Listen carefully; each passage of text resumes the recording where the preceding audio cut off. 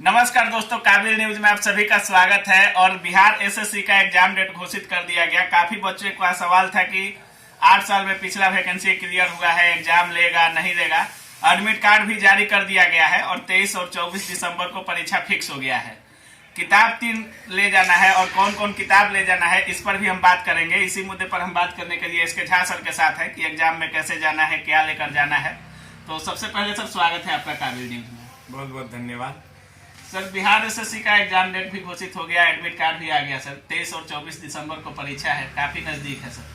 तो छात्रों को किस तरह से जाना चाहिए, अब 2-4 दिन जो बचा हुआ है उसमें क्या करना चाहिए उनको सर?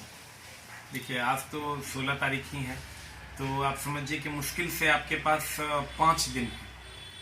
16, 4, 20, 21 5 दिनों में क्या करना चाहिए, ये बड़ा बात है। और कौन सी किताबें ले जानी चाहिए, तो मेरा मानना है कि जो भी 3 किताबें ले जानी है और तीनों या तो नेशनल बोर्ड के होने चाहिए या स्टेट बोर्ड के होने चाहिए।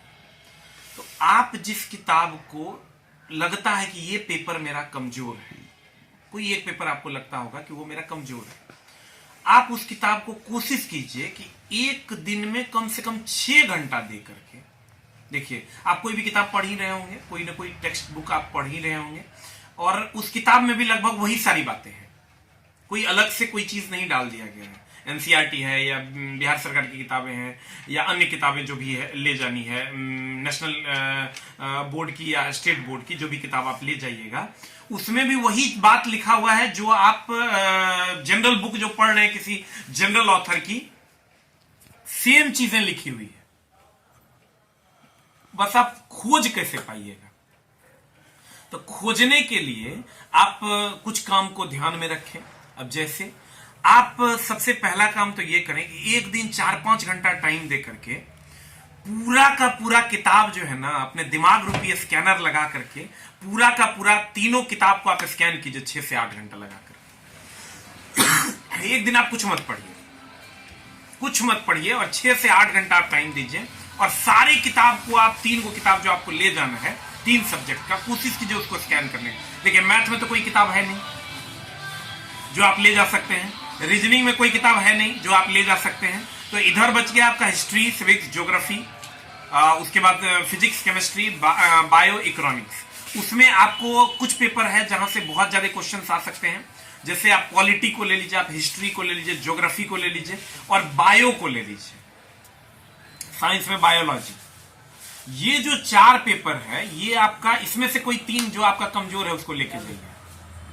क्योंकि फिजिक्स में क्या होगा, फिजिक्स में आपके पास बुक भी रहेगा ना, तो इतना आसान नहीं होगा खोज के बनाना। केमिस्ट्री का भी वही हाल है, क्योंकि केमिस्ट्री बहुत ज्यादा डिटेल में एनसीईआरटी या बिहार सरकार की जो किताबें हैं उसमें लिखा हुआ है।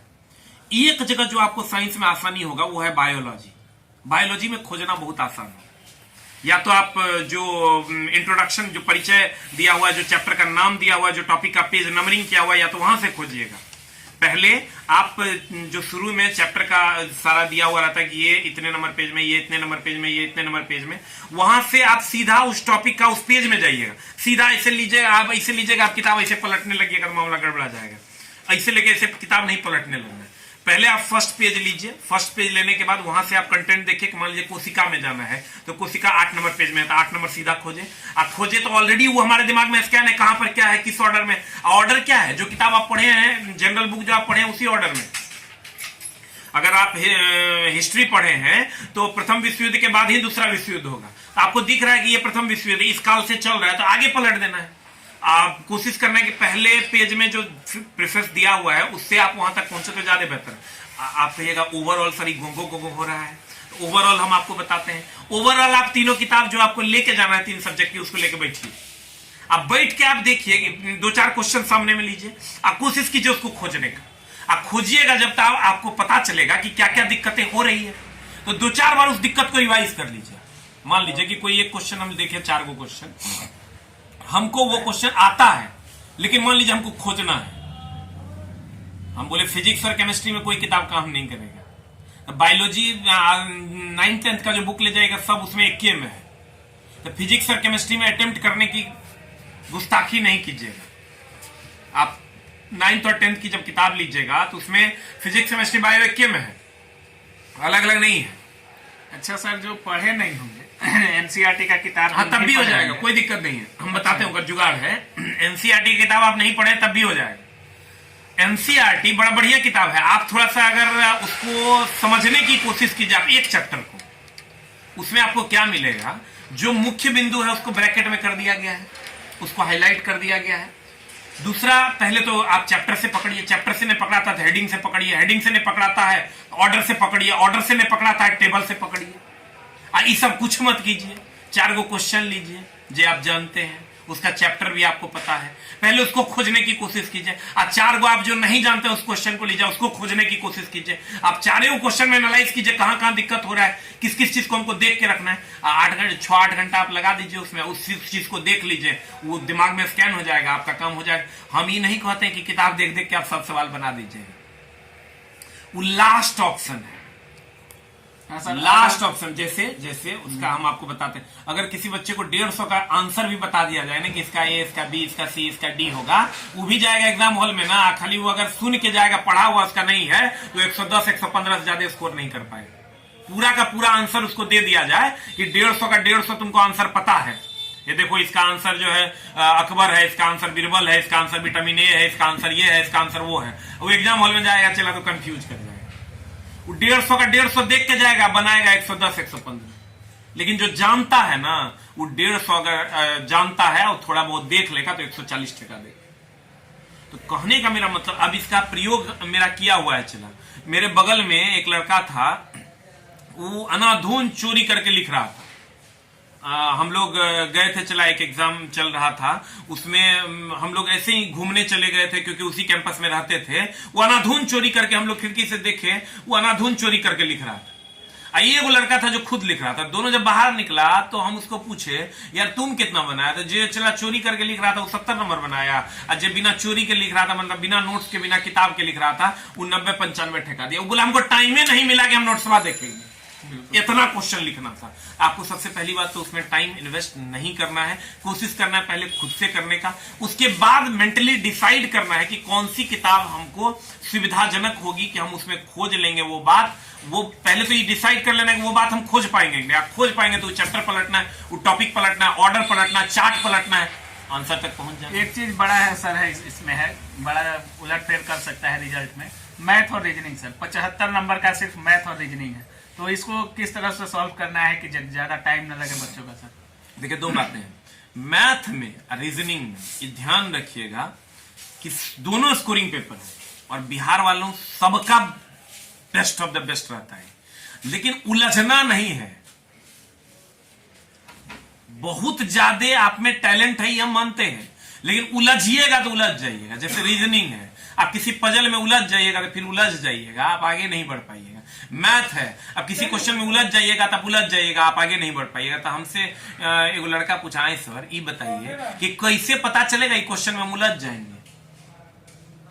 हमको भी बड़ा अजीब लगा कि यार कैसे पता चलेगा कि क्वेश्चन में हम उलझ जाएंगे। हम एक लड़का से पूछे, एक लड़का था वो रीजनिंग पढ़ाता था, उसका 60 नंबर आया। एक था जो रीजनिंग नहीं पढ़ाता था, उसका 80 नंबर आया। कहे जानते हो, तो वो 80 नंबर वाला पूछा है जी तोरा कैसे पता? 60 नंबर वाला उलझ गया एगो रीजनिंग के पजल में, एगो मैथ में, 2-3 गो मैथ के क्वेश्चन में। और वो जो 80 नंबर वाला था उसको हम पूछे हैं जी तुम कैसे नहीं उलझा? बोला सर क्वेश्चन पहले कह देता है हमारा नहीं छुओ, तोरा से हम नहीं बने। मतलब जो पढ़ने वाला बच्चा होता है ना, उसको पहले पता रहता है कि क्वेश्चन छुएंगे तो हमको नहीं बने। हो नहीं में क्वेश्चन नहीं छूना है, पहले 150 तक तुम पहुंचो, और तब इधर आके होने करो ना आराम से, चाय ताय पी के, तब तो हर काम होगा। लास्ट समय में सर एग्जाम प्रेशर कैसे हैंडल करना है, और एग्जाम में किस फ्रेशनेस के साथ जाना है? देखिए, एग्जाम का तो कोई प्रेशर है ही नहीं, क्योंकि इतना ना परीक्षा दे दिया है नहीं चलवा सर कि अब एग्जाम ये लोगों को कुछ बुझाता नहीं है। अच्छा। एग्जाम का कोई प्रेशर नहीं लेना, रात भर रात सूत के जाना है, अब भोरे आराम से परीक्षा देने पहुंच जाना है। कोशिश करना भूखे पेट नहीं जाने का, क्योंकि 2-2.25 घंटा एग्जाम 2.25 घंटा का है, तो भूखे पेट नहीं जाना है। और समझिए प्रोसेस में 4 घंटे लग जाएंगे, और भूख चला 5-6 घंटे में एक बार लग जाती है। कोशिश करना सरिया के चूड़ा दही मार लेना है, और चूड़ा दही खा के ताकि पेट में वो लंबे समय तक रहे, और तब परीक्षा में जाना। पता चला भूख लगल है, चला मारने का विटामिन है, मारेगा विटामिन बी, हो जाए तो गड़बड़। पूरा खा के जाना, बिस्कुट और समोसा नहीं खाना, प्रॉपर वे में नाश्ता करना है, चूड़ा और दही। आप बोलोगे सर कहीं जाएंगे परीक्षा देने वहां नहीं मिलेगा, एकदम नहीं मिलेगा। आप जना छोटका मोटका होटल पे जाना, वहीं हम लोग यही करते थे, दही ले लेते थे, चूड़ा ले लेते थे, तनी चीनी मार लेते थे। अब बगल में कहीं पेड़ के नीचे चूड़ा बढ़िया से फुला, केकरो शर्म नहीं करना है, चौड़ा होके खाएंगे। देख लो तुम, हम खा रहे हैं। कोई मेरा दोस्त है, तुम्हारा एक गो दोस्त है, तुम्हारा पिताजी, तुम्हारी मम्मी, बाद में कि तुम्हारा कोई दोस्त यार नहीं है। ये सब फालतू के चक्कर में नहीं पड़ना है, पेड़ के नीचे बैठना है, बढ़िया से चूड़ा फुला के दही खरीद के ओकरा में डाल देना, सुधा वाला न तो अमृत वाला सरिया के खालना। क्योंकि चला इस टोटल प्रोसेस में 4 घंटे का समय लगेगा। अब भूखा जाओगे तो 5 क्वेश्चन कम बनाओगे, और बाकी चला एग्जाम देने का आपको अंदाजा है ही, आप लोग पुराने छात्र हैं, तो ऑब्वियस सी बात है कि आप लोग बहुत अच्छे से एग्जाम दीजिएगा। तो जैसा कि आप लोग सुन रहे थे, एसके झा सर बता रहे थे कि बिहार एसएससी सीजीएल के परीक्षा में किस तरह जाना है, किताब को कैसे क्वेश्चन खोजना है किताब में, और एग्जाम प्रेशर को हैंडल कैसे करना है। अभी कोई क्वेश्चन बचा नहीं जो सर इतना अच्छा से बताया है। का ध्यान रखना, अटेम्प्ट सर मैक्सिमम मारना है, मैक्सिमम ठेका देना है। मैक्सिमम क्यों? निगेटिव मार्किंग बहुत कम है। अच्छा, आप समझिए जितना आप बना 50-50 पे जो क्वेश्चन लॉक हो, हम तो कहते हैं 70-30 पे भी लॉक है तो मार देना है। अच्छा, अगर लगे 30% भी कि आंसर सही है तो मार देना है। 70-30 उससे ज्यादा नहीं घिना देना है। 150 में 150 ने मार के चलो, नहीं तो लास्ट में वही 1 नंबर महंगा पड़ जाएगा। 140 तक ठेकाना है, कोशिश करना है। और क्वेश्चन अगर टफ है तो सबके लिए टफ होगा, तब आपको अगर 5 नंबर कमो बनता है तो चलेगा, लेकिन 140 तक तो चला मार देना है। 30% भी लगे ना कि क्वेश्चन सही है तो मार देना है। कोशिश करना है कि 30% भी थोड़ा सा अपने दिल से पूछना, तब दिमाग से पूछना, मार के टकटका देना। तो जो भी लोग परीक्षा देने जाएंगे, जैसा सर बताए हैं, इतना अच्छा बताए हैं कि आप लोग एग्जाम में जरूर सफल होइएगा। सभी लोग फॉलो जरूर कीजिएगा सर की बातों को। बहुत बहुत धन्यवाद सर छात्र हित में इतनी अच्छी बातें करने के। Thank you very much.